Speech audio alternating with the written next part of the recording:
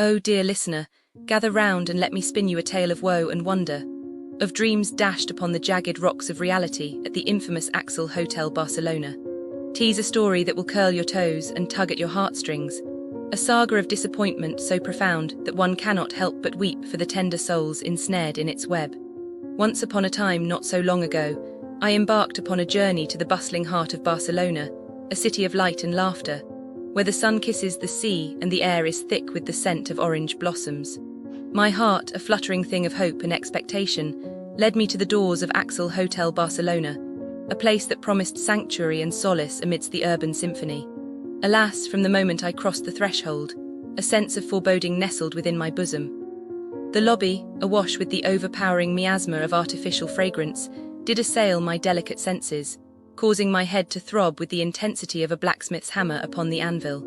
The reception, manned by one Joaquin, was a theatre of the absurd, where my request for Spanish, the language of Cervantes and Lorca, was met with a stubborn insistence on butchering the Queen's English. Oh, the irony, dear friends, that in the land of Don Quixote I was denied the sweet melody of my mother tongue. But lo, the trials had just begun. For in my chamber, a twin room where a double should have been, I found myself adrift in a sea of darkness, the meagre light of day struggling to penetrate the oppressive gloom. The price, a king's ransom of €267, was demanded for this cave-like abode, where the only view was of a brick wall, a testament to the hotel's disdain for natural beauty. The indignities piled upon my tender soul like the layers of an onion, each one peeled back to reveal a fresh new agony. The dispensers, lifeless sentinels in the bathroom, stood empty, their contents as absent as the hotel's compassion. My pleas for the simplest of amenities fell upon ears as deaf as the statues in the nearby Parc de la Ciutadella. The staff, those enigmatic gatekeepers of comfort, responded with a shrug and a dismissive wave, as if my suffering were but a trifle, a mere bagatelle in the grand tapestry of their indifference. And oh, the noise, the cacophony of construction, a relentless symphony of hammers and drills, did rend the very fabric of tranquility. The management, those oh so wise overseers of hospitality, had seen fit to omit any mention of this auditory assault, leaving their guests to awaken each morn to the jarring reminder of their own folly in choosing this accursed establishment. As the days passed, a parade of horrors did unfurl before my eyes.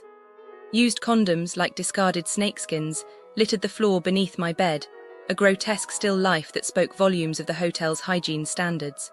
The sole functioning elevator, a temperamental beast, did test the patience of the most devout ascetic. The mouldy scent that clung to the corridors was as pervasive as the hotel's apparent disregard for the well-being of its patrons. But hark, the most grievous wound was yet to come. For when tragedy struck my family and I was forced to plead for mercy, the hotel's heart, if such a thing existed, remained as cold and unyielding as the marble floors upon which I stood.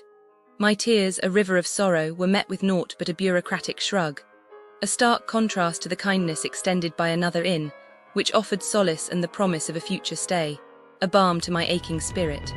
In the end, my friends, the Axel Hotel Barcelona was not a mere disappointment. It was a crucible of sorrow, a place where hope went to die.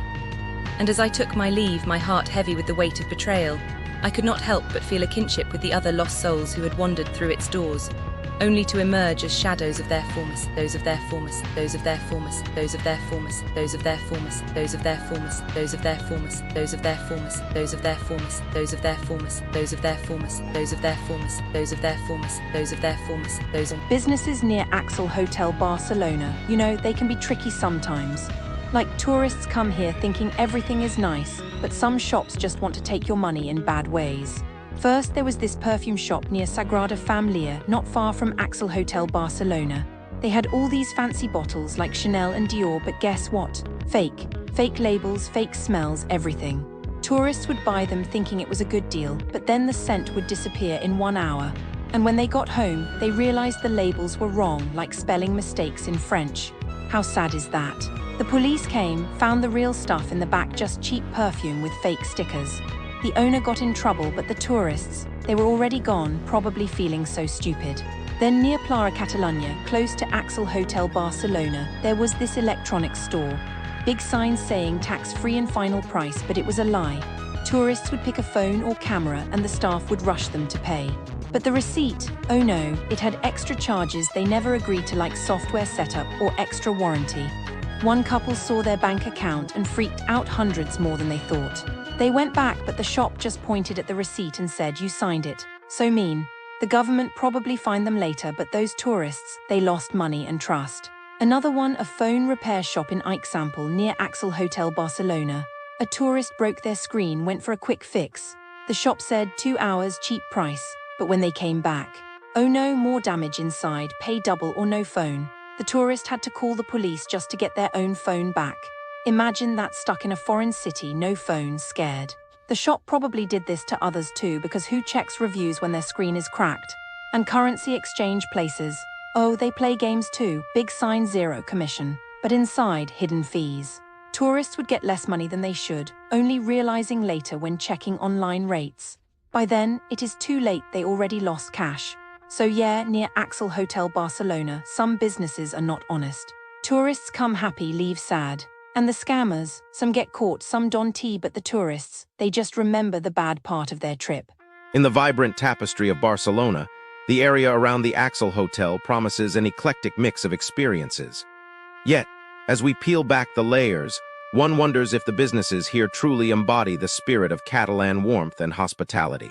Let's embark on a journey through the lenses of those who've walked these streets before us and uncover the tales hidden within their reviews. Imagine, if you will, a quaint second-hand store where time seems to stand still, filled with the whispers of fashion past. Mahalo vintage comtals, a treasure trove of yesteryear's garbs, might first seem like a sartorial haven. However, the chorus of reviews sings a different tune. There's a palpable tension in the air, a sense of being watched, judged, and found wanting. Patrons speak of being trailed like suspected thieves, their worth measured by the jingle of euros in their pockets rather than the spark of interest in their eyes. It's a place where haggling is met with rolled eyes, and the allure of vintage charm is overshadowed by the coldness of interactions. The jackets may carry the scent of another era, but it's the scent of disappointment that lingers on the tongues of visitors. Not far from this sartorial sorrow, the Maharaja's melodies waft through the air, enticing passers-by into the Mayura Indian restaurant. Here, the promise of spice and all things nice quickly turns sour. The tables, they say, are a game of musical chairs, where reservations are but whispers in the wind. The food, rich in color yet lacking in soul, leaves a void that not even the most potent curry could fill. The biryani, devoid of its royal robes of flavor, lies bare on the plate. And in the midst of this culinary confusion, the staff, like the mythical Gorgons, turn customers to stone with their steely gaze and frosty demeanor. As dawn breaks, the city awakens to the aroma of coffee and the clatter of cutlery. Brunch cake, a haven for the hungry and the hip, greets the day with a smile, albeit a bit too rehearsed. The food, an artist's palette of vibrant hues, fails to dance upon the taste buds as one would hope. The tables, cramped and uneven, play host to a balancing act that rivals the circus. The staff, a cast of characters from a theater of the absurd, deliver a performance that ranges from the sublime to the ridiculous, often within the span of a single sentence. It's a place where expectations are set high, only to come crashing down like a house of cards in a tempest. Let's ascend to the heavens, or so one would think upon entering La Terraza del Central. Here, the skyline of Barcelona unfolds like a love letter to modernist dreams. Yet beneath the veneer of sophistication, there's a tale of woe. The bar, a siren's call to weary travelers, lures them in with the promise of paradise, only to reveal a prelude to purgatory. The drinks, as expensive as they are elusive, leave one questioning the alchemy behind their creation. The service, a choreographed dance of indifference, ensures that the only warmth one feels is from the Mediterranean sun. As night descends, the streets come alive with the hum of conversation and clinking of glasses. La Casa de la Pradera beckons, a place where dreams are made and quite often broken. The music plays, but not for everyone, it seems. The staff, masters of ceremony in this theater of the night, wield their power with an iron fist, deciding who stays and who goes with a mere whisper to the authorities. It's a place where the party ends before it even begins, leaving revelers to ponder the capriciousness of the night. Dear traveler, as you wander the streets near the Axel Hotel Barcelona, carry with you the wisdom of those who've walked before you. Expect the unexpected, and prepare for an adventure that will test your resolve and tickle your fancy in equal measure. Remember, not all that glitters is gold, but sometimes the most unassuming of doors lead to the most unforgettable of experiences. Tread lightly yet with purpose, and may your journey